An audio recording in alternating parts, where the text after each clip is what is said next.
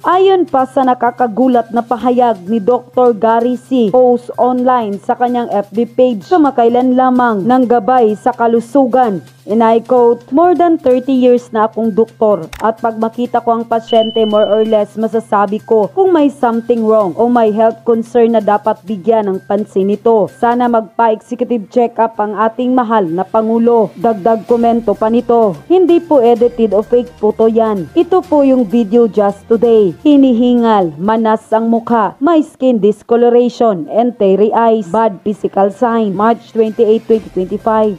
Unquote. Kasunod nito ay nag-post naman ang nasabing doktor na si Doc Gary C. matapos nag-viral at trending online sa lahat ng social media platforms ang video na di umano'y bigla ang dumugo ang bibig ng Pangulo habang nagsasalita sa isinagawang pagdiriwang sa araw ng kagitingan. Ayon pa sa kanya, "Ano daw masasabi ko sa bleeding gums ng mahal na Pangulo? Hindi po ako dentista pero sa tingin ko kailangan niyang magpa-dental prophylaxis."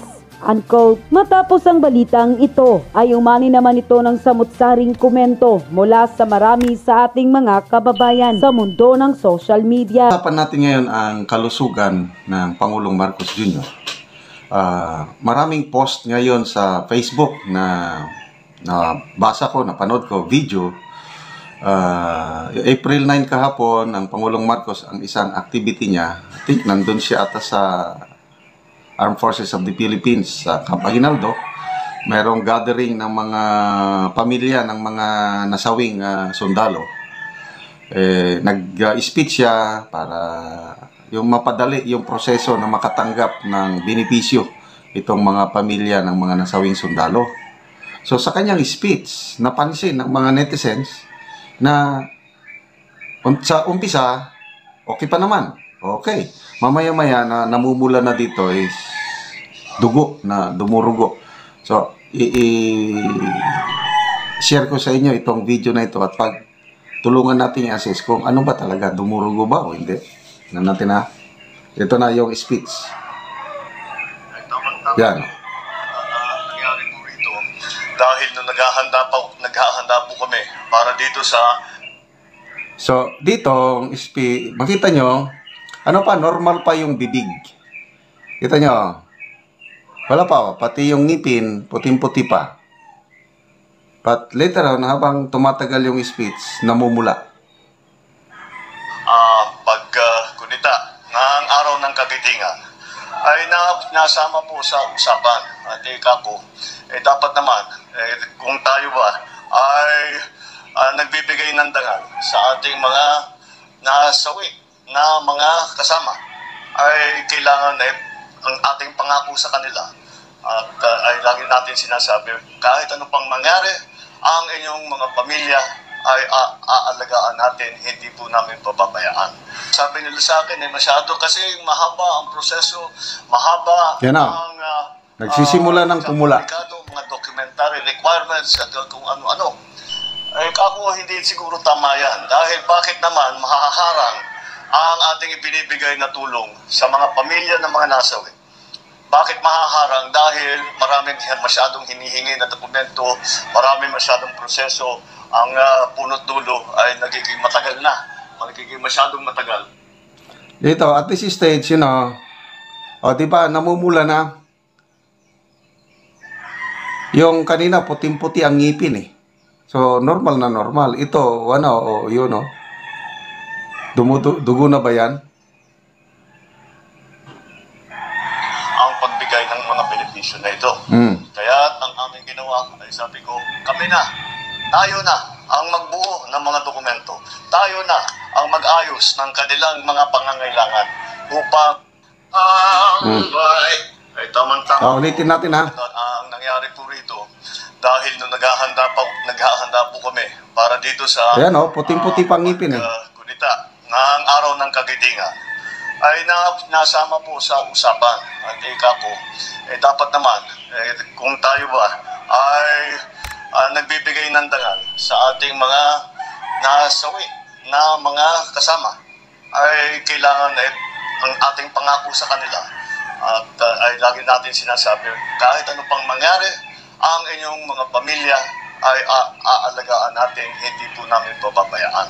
Sabi nila sa akin, masyado kasi mahaba ang proseso, mahaba ang magkakomplikado mga documentary requirements at kung ano-ano.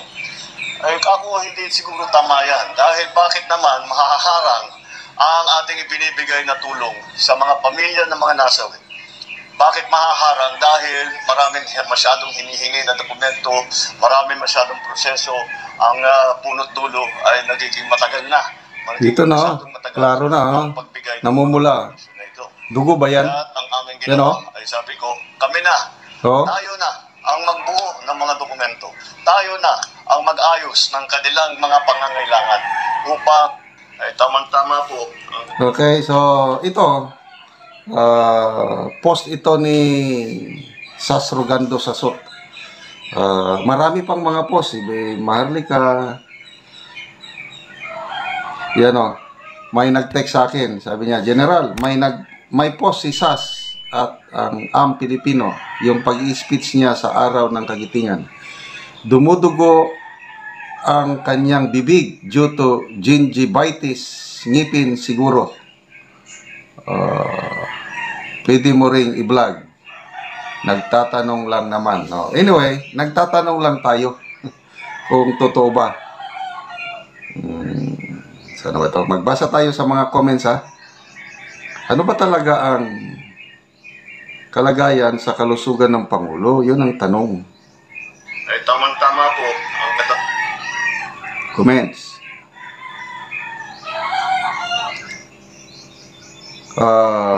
Cabo Verde Torno, sabi niya, he is sick.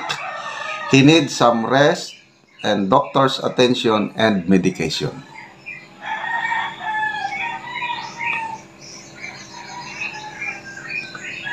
Yung ibang comments ito, hindi daw sila nakaintindi sa speech niya.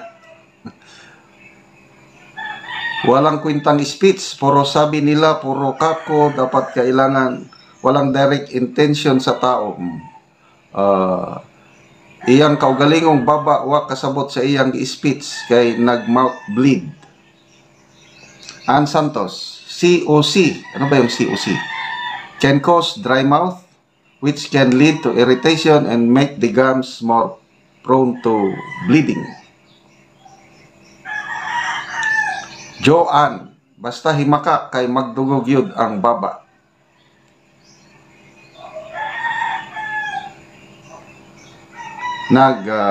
Borbet Beta Bibel, nag-bleed yung iyang gums.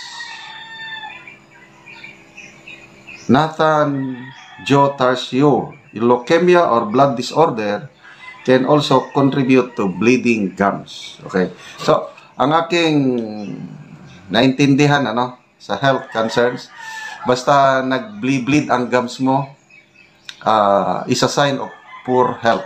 Na naranasan ko yan noon nung nasayin ako sa Mindoro.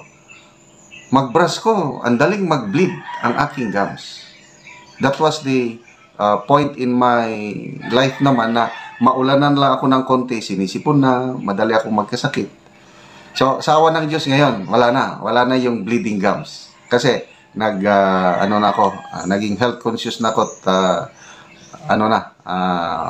malaking kaibahan na ang aking health. Wala ng bleeding gums. So, sana, malaman natin kung ano talaga ang kalagayan sa kalusugan ng Pangulo.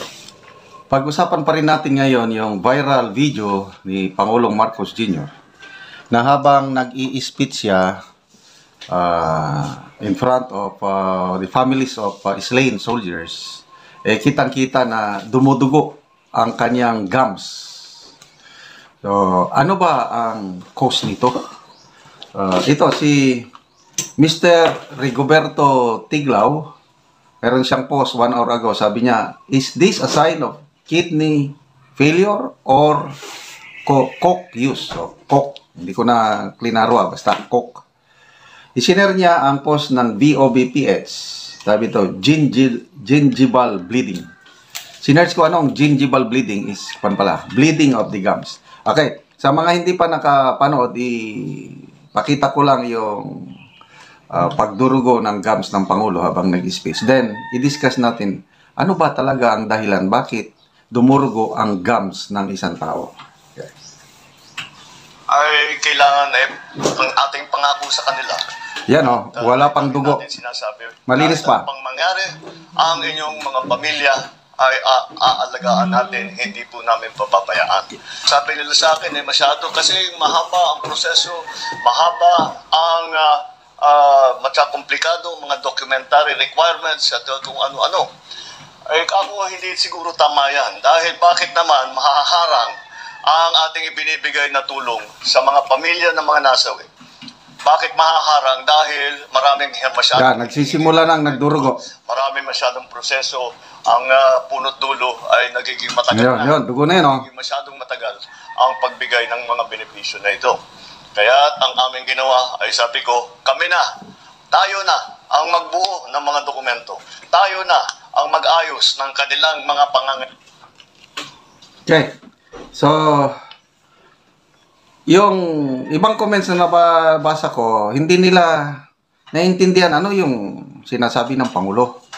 Tungkol po ito sa yung pagtanggap ng benefits ng pamilya ng nasawing sundalo, mabagal. I agree to that. Napakabagal. At mabuti, napansin ng AAP leadership at aayusin na nila na huwag na nilang pahirapan yung pamilya ng mga nasawing sundalo. Daming mga rikititos. Marami pang nabibiktima ng mga byuda na namatay ang sundalo, yung misis, kapapalo up dyan sa kampo sa Cabaguinaldo, nabibiktima, pinagsasamantalaan. At ito, magandang ginawa ito ng Armed Forces na nakarating na sa atensyon ng Pangulo na paapurahin, pabilisan ang proseso. Okay, so punta na tayo. Bakit nagdurugo ang gums ng isang tao? Ako, nakaranas na ko niyan. That was 2009, 2010, 2011 when I was assigned in Mindoro Island. Ang cause pala nitong bleeding gums, sign of poor health. That was the time before na yung lifestyle ko napakasama. Yung kain ako kung anong masasarap na pagkain, walang exercise, konting ulan lang, nagkakasipon, nagkakaubo, matagal gumaling, sige kong katik ng antibiotics. So, ngayon, nung nagka-pandemic, na-search ko na sign of poor health pala yung bleeding gums. Kaya, sinunod ko na yung mga payo para magkaroon ng malakas na immune system, exercise, healthy food. Ngayon, sa awa ng Diyos, wala na yung bleeding gums. Gingival bleeding. Okay. Ito ang na-search ko sa Google. Gingival bleeding or bleeding gums is a common sign of inflammation of the gums and can indicate other health problems if persistent. It is often caused by plaque buildup but can also be linked to brushing too hard, poor oral hygiene, or underlying medical conditions. Underlying yung mas malalim na dahilan. Okay. So, ito, periodontitis. Ito yung underlying condition niya. If gingivitis is left untreated, it can progress to periodontitis, a more severe form of gum disease that can cause bone loss, tooth loss, or leading to bleeding. Okay. Other medical conditions, hormonal changes, fluctuations in hormones, especially during pregnancy, puberty, sa mga babae naman.